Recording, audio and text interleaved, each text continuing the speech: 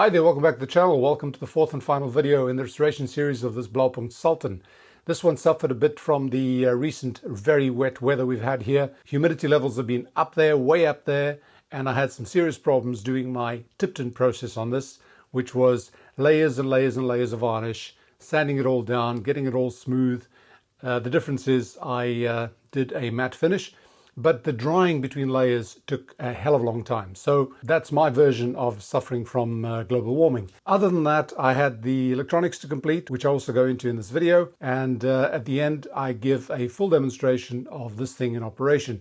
It's actually very, very good. So if this sort of thing interests you, stick around and enjoy the video. Before we carry on, I just want to thank the sponsors of this video, PCBWay. You'll find them at PCBWay.com. This is the company I go to for all my PCB prototyping. And besides the incredible prices and very quick turnaround times, I get all the options I may wish for when designing or choosing the characteristics of my PC boards. Now that's what I normally use, but they also offer an incredible range of other services, like advanced PCBs, rigid flex PCBs. They do project assembly, provide SMD stencils, and also do CNC and 3D printing, which is something that I'm slowly getting into. 3D printing is incredible here as well. You just upload the CAD file in any of these formats, give them the characteristics that you want, and they'll give you a price. So whatever it is you need, go to the products and capabilities page and you'll see an incredible menu of what they can do for you. So visit PCBWay, I'm sure you'll find something for your needs. I want to do a full Tipton on this. If you don't know what that means, watch Dave Tipton's channel. I have his permission to use that term, and I think it's very well deserved. What this entails is removing everything from the cabinet itself. Everything. The trim on the front was a little bit difficult, but it does come out. I'll show you that in a minute. So the cabinet is basically bare. Well, the exception is the internal antenna. I don't mess with that. I leave that inside. What it means is that when I clean inside, I have to be very careful. One of the reasons I want to do a full Tipton, there we go again, is this thing was really faded. It's been burnt by the sun, and you can see that here where the side panel covered it. You can see the original color of the wood. It's completely different, and I don't particularly like this piano finish. I prefer a matte finish, which is what I'm going to give this. It's also a lot easier, and the top and sides will be slightly darker as they were originally, and then the front has this lighter wood, which is what I'm going to leave it as. I like it. I like the look. And here we have the speakers, the electrostatic tweeters and the main speaker. That's been removed. That'll allow me to wash the grill cloth. And maybe I'll have to open those up to check whether the foam is dried out. I can always do this at the end when I determine whether it's playing through them or not. Foam dries out on these electrostatic tweeters and they stop really producing any sound. But I will show you that when I get to it. This is in pretty good shape, so it shouldn't be difficult. There is something I'd like to show you, which took me quite a while to discover. These side panels are not held in place with screws. They're actually held in place with this clip. And as you can see, what you do is you put it through and you push it, and it holds in place. Now, getting this off is a bit of a problem. I tried all sorts of things. I tried with a screwdriver in the back. In the past, I've broken quite a few. And then I found out that all you do is you unscrew it. There's no thread, but it just naturally comes out if you twist it and pull at the same time I do it with the pliers. They come out, and you don't damage these. You can always replace them, but you don't damage them, and then you can use them again. As you can see, this one actually broke off, but I can fix that later. So that's something that might come in useful for you as well. The trim on these guys is a sort of a plastic gold finish. It's like, seems to be sort of a little bit of brass coated in plastic, and there's a ridge here. This thing fits into that groove and really just gets pushed in, forced in. Maybe, I don't even think it's got glue. I think it's made to sort of, it's got ridges on here, so it's probably made to just hold in place. To remove this, I took an X-Acto knife, I put it under there very carefully and started pushing it up And the minute the first bit came up, I can then just pull it out by hand. It was quite easy, but at first I didn't really know how to get this off. And you've got to be careful, because if you bend this or break this, yeah, that's it. Your radio is going to look different. You can't find this anymore. And that really is it. I've got a lot of stuff to clean, as you can see. All the screws need to be derusted. And then, of course, I've got that to do. But more importantly, I've got the cabinet to work on, and that's going to take quite a bit of work. To get that finish off the cabinet, it's not the sort of thing you do with sandpaper. This is a piano finish. It's like a lacquer. And if you try sand it, you'll soon find out that it just won't go through. And this is where the Tipton comes into the Tipton method. He's the first one that I saw using a heat gun. And what you do is you heat the lacquer and then you start scraping it off. As you can see, it starts bubbling. You've got to be careful you don't overdo it, or you'll actually burn the wood. It becomes darker. That's not what you want. You just slowly heat it up and scrape it off. Depending on the condition of the lacquer, it'll come out either in long sheets or in chips. Doesn't matter.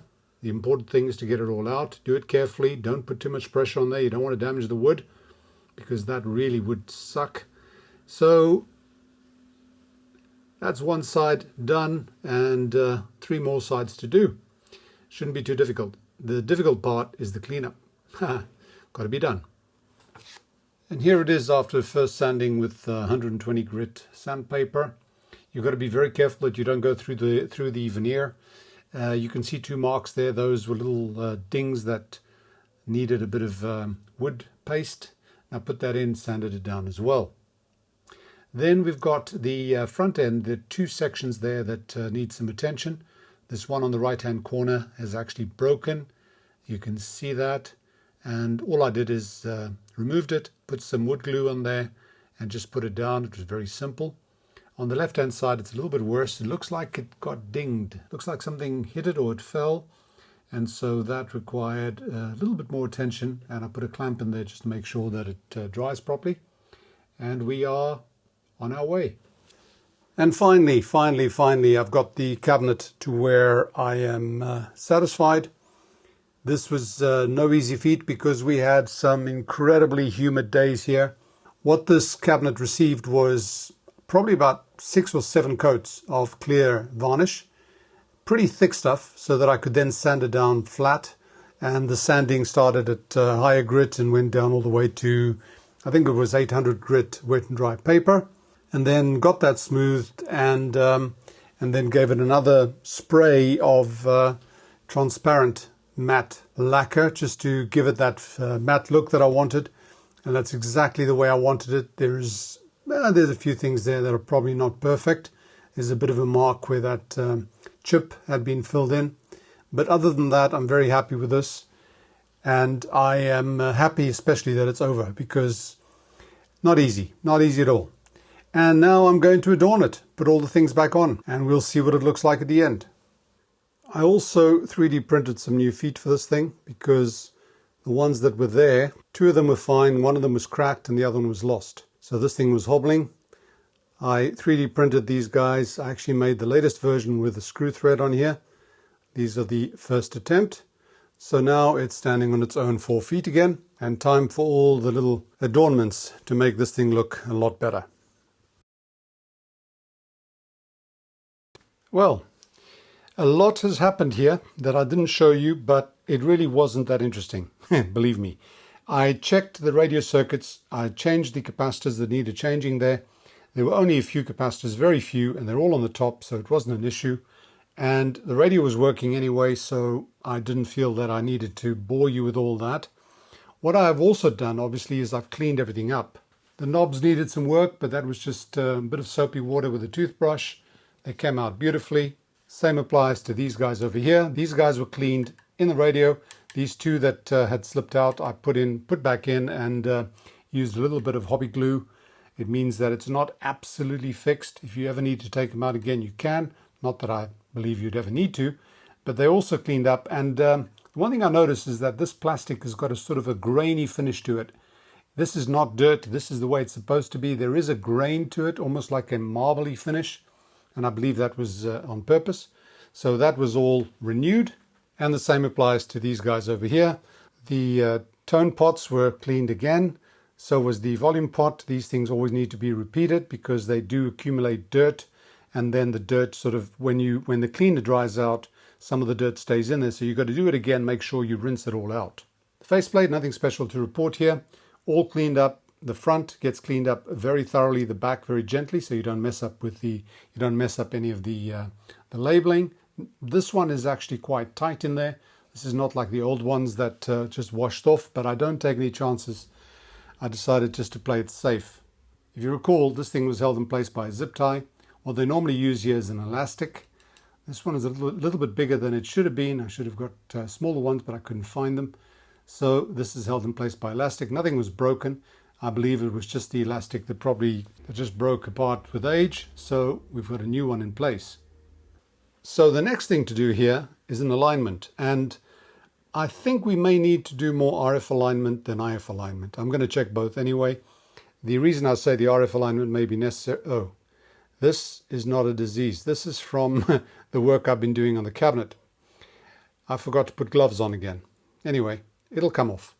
The ECH81 has been replaced. That's part of the oscillator circuit. So that will probably have created a small shift in the oscillator. Not that it... well, it may actually affect the IF as well. So I'm going to just check that. I'll be checking the RF alignment. I'll be checking the RF alignment and IF for the FM as well. The FM tube is the same, so it shouldn't have drifted much, but I'll check anyway. And because I've done this so many times, there's so many video series that you can refer to watch me doing this step by step. I'm just going to do it. If anything interesting comes up, I'll report back. Otherwise, when you see this next, it will have been fully aligned. The instructions are very, very clear. So I just follow the instructions one step at a time, and there should be no issue, hopefully. Well, that was actually quite easy. The alignment worked perfectly well. There were a few slight adjustments. The IF was fine. There was a very, very slight adjustment required on the RF alignment for the AM bands. On the FM, the RF is perfectly aligned as far as we can align it. There's only one alignment point, which is 94.5 megahertz.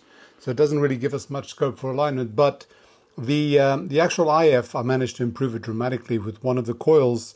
Whether it had to do with some change on there or whether somebody messed with it, I don't know, but it certainly came up.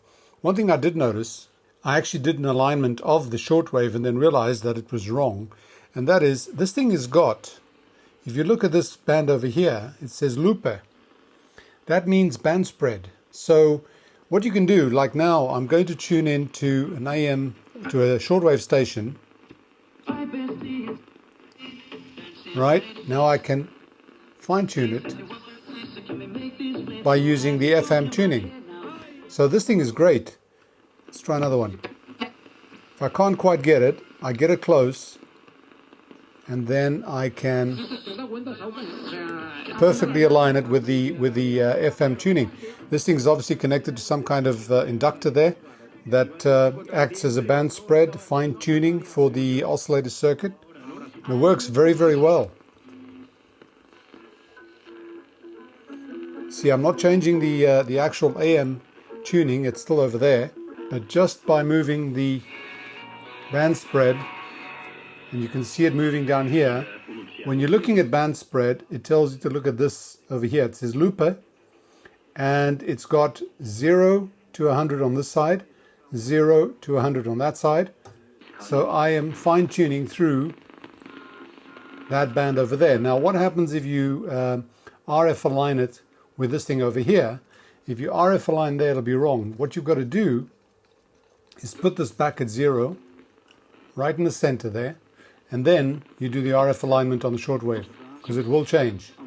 See, it's very difficult to tune this, because this thing is a band that goes all the way from, where are we? From, what is it? 14 meters, is it? All the way to 50 meters. So it goes from about 6 megahertz all the way to 18 megahertz. You wouldn't have a chance in hell of actually tuning into a station with such a broad band. But with the fine tuning, it makes it a lot easier. And it works very, very well.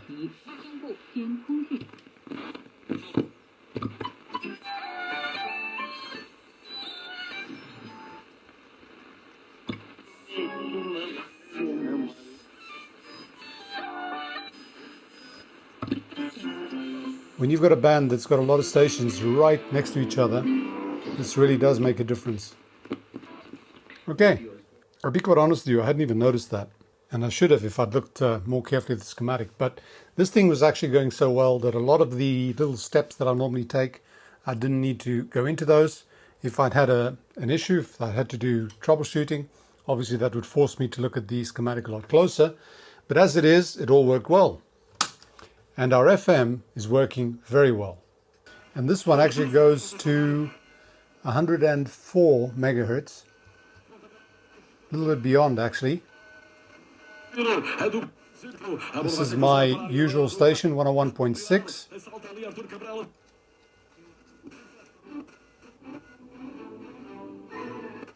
Yep, it's working well. But I'll give it a full test when I've got this thing in the cabinet. You can tell it's Saturday afternoon actually. A lot of football going on. Okay, good. That's done. Now this thing is ready to go into the cabinet as soon as the cabinet is completed. And I'll give you a final show of the result and also a final test of the bands so we can hear what it sounds like in the cabinet itself. And getting the cabinet together just involves putting everything back basically in reverse order.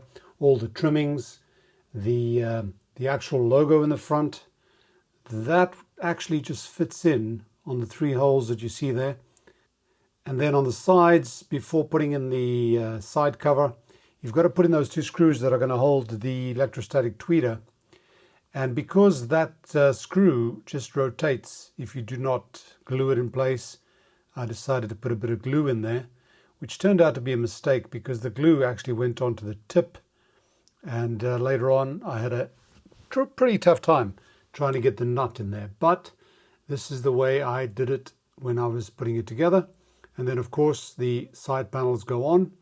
And using those little clips that I showed you before, you just push them in the side and that's done. This speaker grill turned out beautifully. I didn't even need to remove it from the, I didn't need to remove the speaker from the grill. All I did is I cleaned up the front, and the only thing that remained was a stain over here, which was sort of a rust stain.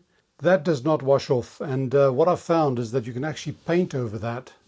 And I've got myself a set of these acrylic paints matching the color approximately. The one I used in this case was this one. And what I do is I take a very fine paintbrush and just start dabbing it on the marks. These are water-based, so with a slightly moist cotton swab, you rub over it so you don't get any obvious paint marks there, and it sort of fades into the stain, and that's the result. You can hardly see it. You know it's there, but there's nothing else I can do about it. So I'm happy with this. This is ready to go in, and this thing's starting to look a bit more like a radio.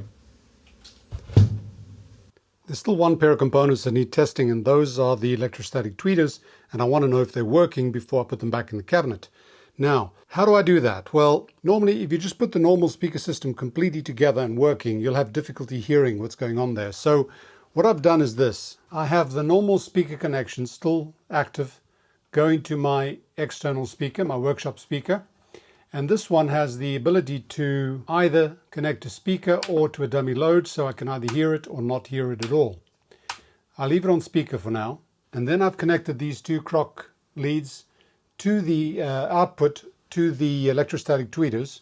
And here they are connected. Now you can't touch this. This has got high voltage on there. That's how electrostatic tweeters work. And here are the 2 tweeters. Now, effectively everything's wired in, and I'm going to connect the radio on. I've got it on FM.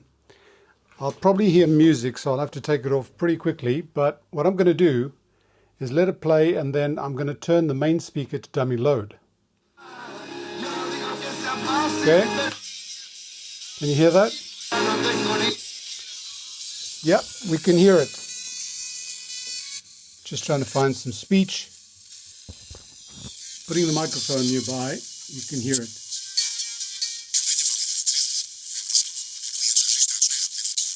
This is really what you hear. Let me put that off because it's really annoying. So that tells us that the electrostatics are working well. Now be careful, as I mentioned, this does have high voltage, and I'm not even sure whether this plate is the one that's charged or not, whether it's one at the back. I've disconnected the power, but it's still probably got some charge. So I can now put these back in the cabinet and solder them in place because I'm confident they're working. And we finally come to the end. Now it's just a reveal. Here she is, all done, looking really great. Do a bit of a whirl, do a bit of a spin. The back cover, remember there were two patches. There were patches over there. That's been painted in and then polished with brown shoe polish. I like her. I like her a lot. I don't like the amount of work this thing took to get the finish on, but the result is well worth it. It always feels great when you get to this point of in the project. And now what I'm going to do is I'm going to give you a bit of a demo. I'll switch it on. I'll be using the mini whip and the external antenna, and we'll see just how good the reception is. Let's start with FM. By the way, I swapped out the magic eye because it was really dim.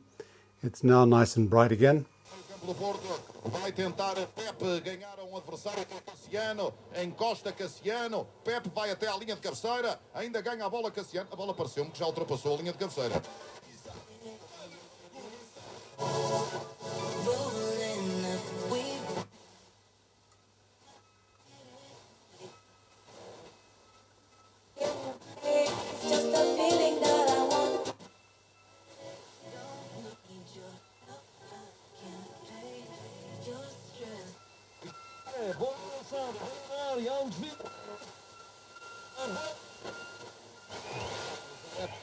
Não gostam, mas a verdade é que a reação por parte, pelo menos, de Namazo, que era o jogador que estava mais. The usual. Pretty good reception, good FM reception, good sound. So no complaints there. This is the usual lineup. I get about 4 good stations here, and they're coming through as expected. So let's try medium wave.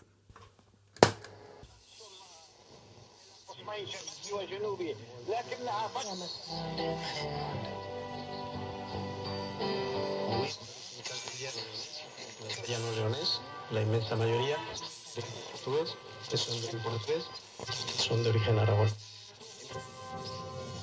Las órdenes militares y a todos los compañeros que han trabajado con él, que seguían obviamente también en esto. Las naciones y de Tierra Santa, del ser humano, de la vida en la tierra, ¿no? Yo creo que el Papa Francisco Española, a propósito. va de viendo ni va de buena voz.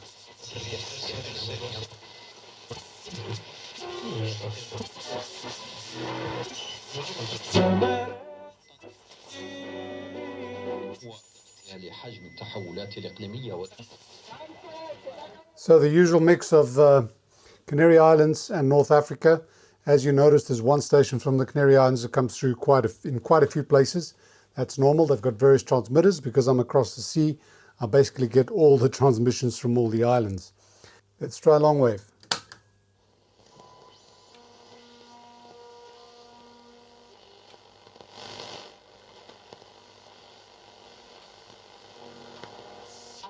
Depuis le 7 octobre, plus de 27 journalistes et 13 correspondants de presse ont été tués par les bombardements de...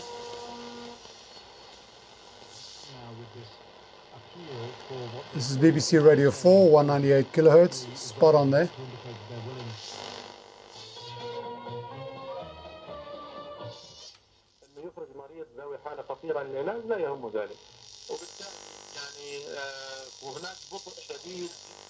As usual, pretty good. Shortwave. For shortwave, I'm going to put the looper right in the middle here.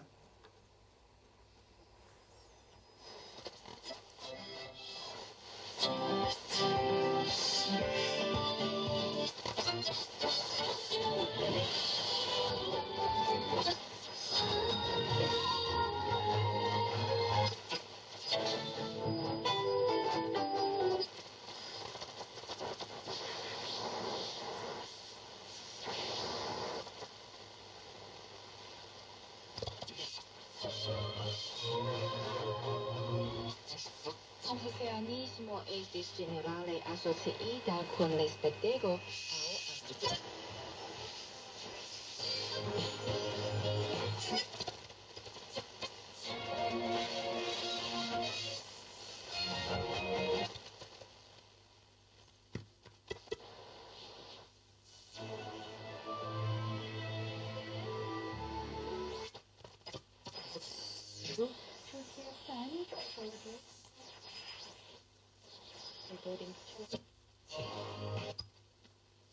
Los padres andan...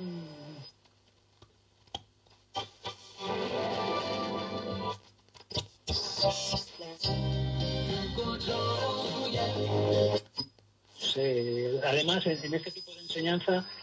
You get the picture. This shortwave is very, very, very good.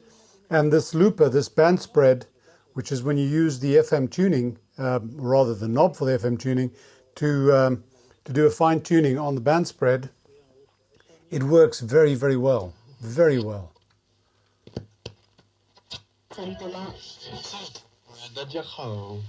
La dernière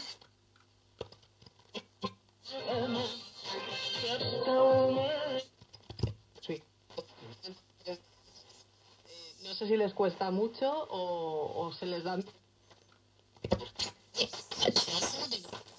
Eh ben écoute, je vais essayer. Surtout, si ça ne va pas, n'hésite pas à me corriger. This reception is excellent. Excellent. Okay, I'm very, very happy with this.